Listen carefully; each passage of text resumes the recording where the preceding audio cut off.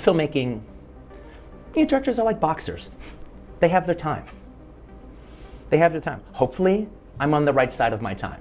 Can be. I have the best effects team in the world, and the idea is, no, they're going to create it, and we're going to do it on stage. We're going to capture it on film. Quentin Tarantino changed cinema forever. His films bled style, violence, and wit, and every frame carried his fingerprints. But for all the brilliance on screen, behind the camera was a director who demanded everything and clashed with anyone who gave less. Some actors rose to the challenge. Others walked always scarred. Tonight, we revisit the 6 collaborations that pushed Tarantino to his breaking point and reveal the stories Hollywood tried to bury. When you see Quentin Tarantino's career today, it's packed with some of the biggest movies ever made. It looks like a playlist of the coolest movies ever made. Pulp Fiction, Kill Bill, Inglourious Bastards, Django Unchained. His name alone can fill theaters. But things weren't supposed to work out this way for him. The chances were stacked against him. He didn't graduate from a fancy film school. He wasn't born into a rich Hollywood family. He was just a guy working at a video rental store, completely obsessed with movies. He was just a video store clerk with an obsession for movies. A dropout who dreamed he could tell better stories, make cooler movies, and rise above the Hollywood giants.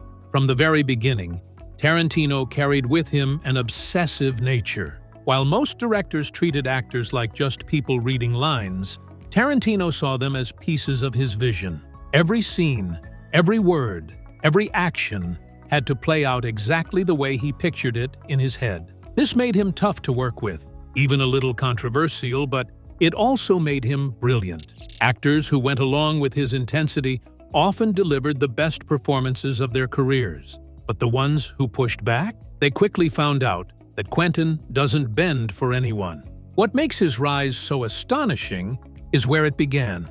In the late 1980s, Tarantino was just a guy working at a video rental store. While others saw it as a boring job, Quentin turned it into his own classroom. He spent hours watching movies, memorizing lines, and imagining how he would tell the stories better.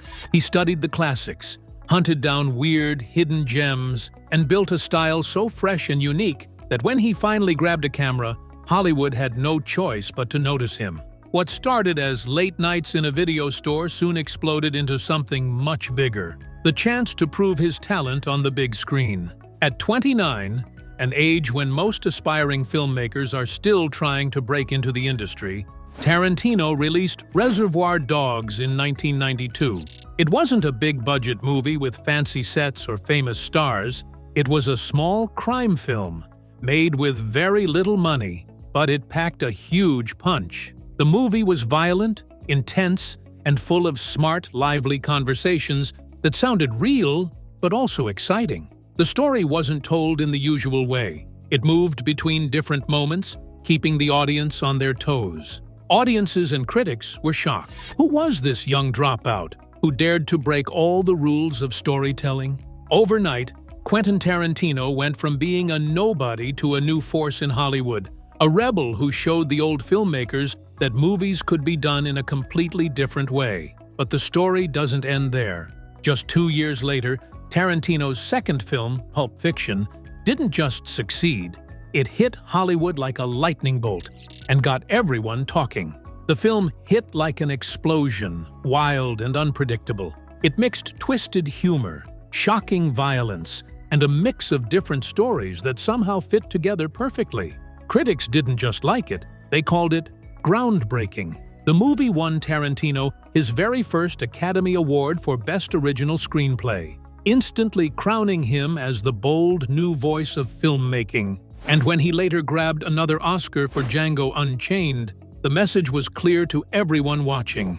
Tarantino wasn't just a lucky new guy who got a break. He was a true heavyweight, a director who shook up Hollywood, flipped the rules, and showed everyone that movies would never be the same again.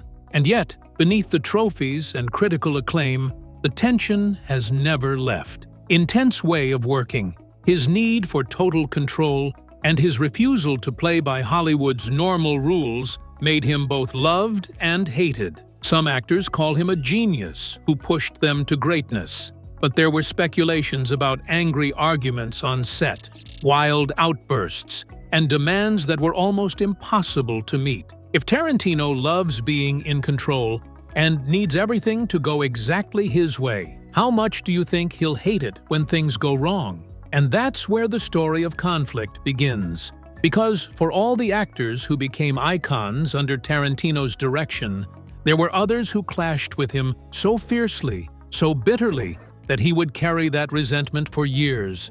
And now, at 62, we finally get a front-row view to the 6 actors he hated working with. 6. Uma Thurman. If there is one actress whose name is inseparable from Quentin Tarantino's cinematic universe, it is Uma Thurman. She's an American actress whose career has stretched across many years, and she's taken on all kinds of roles. She's been in light and funny romantic comedies like The Truth About Cats and Dogs, serious and emotional dramas like Dangerous Liaisons, and even big, action-packed and science fiction movies where she played strong, unforgettable characters. But out of everything she's ever done, it was her work with Quentin Tarantino that truly carved her name into the history of cinema. Uma already had a lot of great movies, but working with Tarantino made her even more special. When they created Kill Bill together, it took her career to a whole new level. When Kill Bill was being made, Uma Thurman wasn't just another actress saying lines from a script. She was the heart of Tarantino's idea. In the movie, The Story of the Bride, a fearless assassin who was left for dead and then came back to get her revenge wasn't just some random thought in Tarantino's head. He wrote it especially for Uma. Every part of the character was shaped around her powerful look, her strong energy, and her rare mix of being tough yet gentle at times. He didn't just hire her for the role, it was a role he built around her. Tarantino himself once admitted that Uma Thurman was his muse during the creation of Kill Bill. For him, Uma was more than just an actress. She was the spark that made his imagination burn brighter and brighter. At the height of preparations, Uma Thurman became pregnant. In Hollywood, where time is money and schedules wait for no one, this kind of news often results in swift recasting. Studios rarely gamble on waiting, especially for a film as ambitious as Kill Bill. But Quentin Tarantino wasn't like other directors. He refused to replace her. Instead, he delayed production for several months, holding the entire project back rather than compromising on the actress he believed was destined to bring the bride to life. It was a bold decision, one that showed just how deeply intertwined their artistic relationship had become. For Tarantino, letting go of Thurman was simply impossible. He would rather argue with the big Hollywood studio, carry the heavy cost of waiting, and put up with months of stress and delays than picture anyone else holding the bride's shining sword. But as with many of Tarantino's obsessions, this loyalty came with a price. On the set of Kill Bill, the collaboration between Quentin Tarantino and Uma Thurman reached its breaking point. For all the loyalty and admiration Tarantino had shown her, there came a day that nearly destroyed everything they had built together. Uma would later recount how Tarantino insisted she perform a driving sequence herself. It wasn't written as a major stunt, yet the tension in her voice when she recalled the moment was unmistakable. Quentin came into my trailer and didn't like to hear no, like any director, she said. He was furious because I'd cost them a lot of time, but I was scared. He said, "I promise you the car is fine. It's a straight piece of road." What followed felt more like pressure than persuasion. Tarantino told her, "Hit 40 miles per hour, or your hair won't blow the right way, and I'll make you do it again." To Uma, that wasn't encouragement, it was an ultimatum. But the car she stepped into that day wasn't the fine vehicle Quentin promised. "That was a death box that I was in," she said years later. "The seat wasn't screwed down properly. It was a sand road, and it was not a straight road." To make matters worse, no stunts had been scheduled for that day. The entire stunt department had been put on hold, and not a single stunt coordinator was called to set. It was, in essence, Uma Thurman, alone in a poorly maintained car, asked to perform something she instinctively knew was unsafe. The result was as devastating as her fears had predicted. She lost control of the vehicle, veered off course, and slammed into a palm tree. When she returned from the hospital, in a neck brace, with damaged knees, a swollen head injury, and a concussion, Uma's anger erupted. She demanded to see the wrecked car and confronted Tarantino directly. What followed was, in her own words, an enormous fight. She accused him of trying to kill her. Quentin got very angry and reacted angrily. He didn't think it was his fault. To him, it was just driving. Later, Tarantino told Deadline, an online entertainment news site, "None of us ever considered it a stunt. It was just driving." But to Uma, the difference was everything. She would later write that the situation was so careless and irresponsible that it could even be seen as a crime. The words carried a weight that shook their partnership. Did this moment fracture their creative bond permanently? For Tarantino, the accusations cut deep, because he didn't believe he had put her life at risk intentionally. For Uma, the scars, physical and emotional, were undeniable. 5. Lawrence Tierney.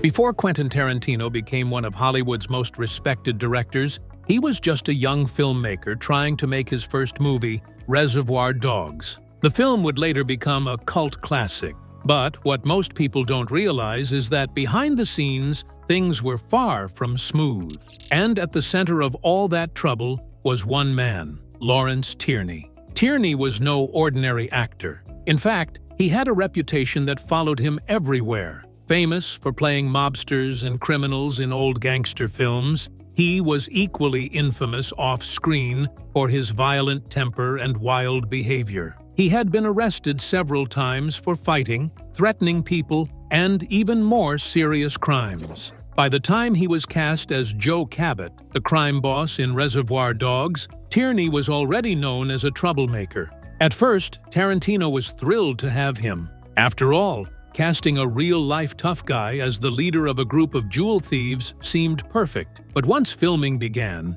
it quickly became clear that working with Tierney would be anything but easy. From the start, Tierney made life difficult for everyone. He didn't like Tarantino's dialogue-heavy script, which was filled with long, fast-paced conversations. He didn't like my dialogue. He had a hard time remembering it, Tarantino later recalled. Tierney complained constantly, calling the lines convoluted and repetitive. His frustration grew, and soon he was clashing with both the director and the crew. To make matters worse, Tierney refused to take direction. Tarantino said that if you tried to explain something to him, he would just walk away in the middle of the conversation. The crew grew more and more irritated as the days dragged on.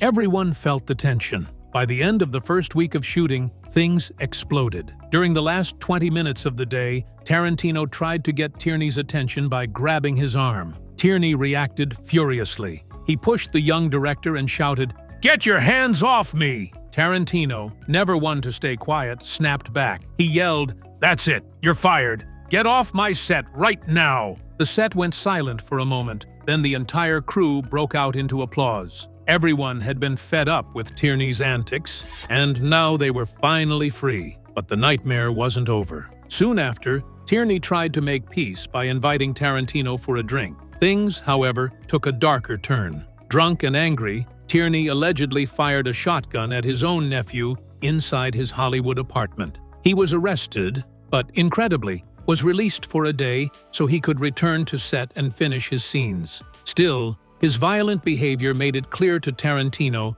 that he could never work with him again. Tarantino later explained in an interview that Tierney was a complete lunatic by that time and personally challenging every aspect of filmmaking. The fight and Tierney's firing left Tarantino shaken. He recalled thinking, "That's it. My chance at being a director is over. All gone after just 1 week." But in truth, the opposite happened. Firing Tierney didn't end Tarantino's career. It saved it. The young director had stood his ground, and though the first week of filming was pure chaos, he would go on to finish Reservoir Dogs, proving that even Hollywood veterans couldn't intimidate him. Tierney may have been a nightmare on set, but he wasn't the only actor to push Tarantino to his limits. 4. Bruce Willis. In 1994, Quentin Tarantino released Pulp Fiction, the movie that changed everything for him and for Hollywood. It's often called Tarantino's greatest masterpiece, a stylish, violent, funny, and unforgettable crime story. The movie didn't just make people excited about crime movies again, it also gave a big boost to the careers of some actors. One of those actors was Bruce Willis. At the time, Willis was already a big star thanks to the Die Hard movies, where he played the tough but lovable cop John McClane. But by the early 1990s, things weren't looking so good for him. He had starred in a string of box office flops, movies that critics disliked and audiences didn't bother to see. For a while, people wondered if Bruce Willis's career as a leading man was fading. Then, he got a role in Pulp Fiction, a role that changed everything. In the movie, Willis played Butch, a boxer who double-crosses a gangster and finds himself caught in a violent spiral. The role gave him a chance to show he could do more than just fire guns and spout one-liners. He proved he had depth, humor, and real acting chops. The movie's massive success put him back on top, restoring his credibility as a serious actor and reigniting his career at the box office. Surprisingly, Bruce Willis wasn't Quentin Tarantino's first choice for Pulp Fiction. When Willis offered himself for a role, Tarantino said no. The exact reason is a bit of a mystery, but many think it could have been because Willis was already showing signs of trouble on movie sets. Years later, news broke that Willis had been struggling with aphasia, a brain condition that makes it hard for someone to remember things and talk clearly. Crew members from later projects revealed that he often forgot his lines and needed an earpiece so they could feed him dialogue. Sometimes he didn't even seem aware of what was happening around him. On one movie set, he reportedly asked, "I know why you're here, and I know why you're here, but why am I here?" Even more worrying, there was an incident on the 2020 set of Hard Kill, an action movie Willis was working on in 2020. He accidentally fired a gun loaded with blanks at the wrong time, which scared everyone on set. Directors began to insist that he use doubles for action scenes. Mike Burns, who worked with Willis on Out of Death 2021, later admitted that after just one day, he could see something was seriously wrong. On set, Willis sometimes forgot his lines and needed someone else to do the tricky gun scenes for him. This must have made things harder for Tarantino. Even if everyone tried to stay calm, these issues probably caused extra stress and made the filming more difficult to manage. But Tarantino wasn't the only filmmaker who clashed with Willis. Director Kevin Smith had one of the most infamous feuds with the actor after working together on the comedy Cop Out. Smith later tweeted about the experience, saying that working with Willis was very difficult and that he found him extremely unhappy, bitter, and hard to get along with. He explained that Willis's bad attitude on set made filming miserable. Smith described the actor as cold, unhelpful, and soul-crushing to work with. For Smith, the movie became less about making a fun comedy and more about surviving the difficult atmosphere created by Willis. 3. Spike Lee. Spike Lee and Quentin Tarantino have never had an easy relationship. They often disagreed and clashed over ideas, and their rivalry has lasted for decades. Both are bold directors with strong opinions, but they see race, history, and storytelling very differently. What began as simple arguments about words and style turned into one of Hollywood's most famous feuds, a battle between two creative minds that still makes headlines today. Their conflict reignited over Tarantino's film Django Unchained, a violent western about a freed slave taking revenge on a plantation owner. The movie shocked audiences with its style, dark humor, and intense violence. But for Lee, it also sparked outrage because of how Tarantino handled race and history. Django Unchained contains over 100 uses of the N-word, often used for dramatic effect or even humor. Over the weekend, Spike Lee tweeted, "American slavery was not a Sergio Leone spaghetti western. It was a Holocaust. My ancestors are slaves, stolen from Africa. I will honor them." Lee, known for powerful films like Malcolm X and Do the Right Thing, told Vibe magazine that he wouldn't watch Tarantino's film because he felt it was disrespectful to his ancestors. The fight between them first started 15 years ago with Tarantino's film Jackie Brown, where the word was said nearly 40 times. Lee had criticized Tarantino back then, saying he had a serious problem with how often the word appeared in his films. "I'm not against the word. I use it myself, but Quentin is obsessed with it," Lee explained. "What does he want? To be made an honorary black man? Not all African Americans think that word is cool or stylish." Tarantino defended himself, arguing that as a writer, he should be able to create any character he wants, regardless of race. He said, "To say I can't use that word because I'm white is actually racist." But Lee insisted that while he didn't mind the word itself, Tarantino's excessive use was disturbing and disconnected from the true African American experience. He wanted Tarantino to understand that it wasn't just a funny or stylish choice. It carried real weight and history. Lee argued that the film treated slavery as if it were entertainment, rather than addressing its brutality and lasting impact. He pointed out that the dialogue included insults, casual use of racial slurs, and scenes of whipping, chain gangs, and extreme violence, all of which made him feel the movie trivialized the suffering of real people. Critics and audiences were split. Some felt Lee's reaction was valid, highlighting how sensitive and important the history of slavery is. Others argued that Tarantino's story was fictional and stylized, and that the language and violence reflected the reality of the time period. Commentators like Touré, co-host of MSNBC's The Cycle, defended the film, saying that in the Deep South during that era, such language was a normal part of everyday life. To portray it otherwise, he argued, would have been historically inaccurate. Still, Lee remained firm. He said he had spoken with producers and studio executives to make them aware of the problem and to understand why Tarantino chose to use the word so frequently. For Lee, it was not about censoring art. He used the word in his own films, but about using it responsibly and thoughtfully, respecting the real pain and suffering behind it. For Tarantino, Django Unchained was an explosive, stylized revenge story meant to entertain and shock. For Lee, it was a painful reminder that the horrors of slavery should never be treated lightly or turned into a spectacle. 2. Mickey Rourke.